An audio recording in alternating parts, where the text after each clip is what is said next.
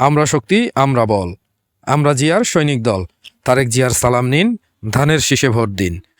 পটুয়াখালী 1 আসনে ধানের শীষের মনোনীত প্রার্থী আলহাজ আলতাফ হোসেন চৌধুরীর পক্ষে পটুয়াখালী জিয়া সৈনিক দলের জেলা আহ্বায়ক শামীম খন্দকারের নির্দেশনায় সদর উপজেলা জিয়া সৈনিক দলের আহ্বায়ক মতি শিকদার ও পৌর আহ্বায়ক আফজাল খন্দকারের সহযোগিতায় শুক্রবার বিকেল 4টার সময় ইটবাড়িয়া ইউনিয়ন 1 নং ব্রিজ এলাকায় বিপুল সংখ্যক নেতাকর্মী নিয়ে ধানের শীষের প্রচার মিছিল ও লিফলেট বিতরণ করা হয়েছে।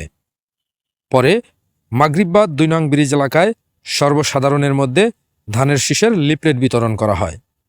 এ সময় উপস্থিত ছিলেন জিয়া সৈনিক দলের পটুয়াখালী জেলা আহ্বায়ক শামীম খন্দকার, সিনিয়র যুগ্ম আহ্বায়ক হুমায়ুন কবির, যুগ্ম আহ্বায়ক জলিল আকন, যুগ্ম আহ্বায়ক আব্দুল লতিফ ব্যাপারী, যুগ্ম আহ্বায়ক শারমিন আক্তার।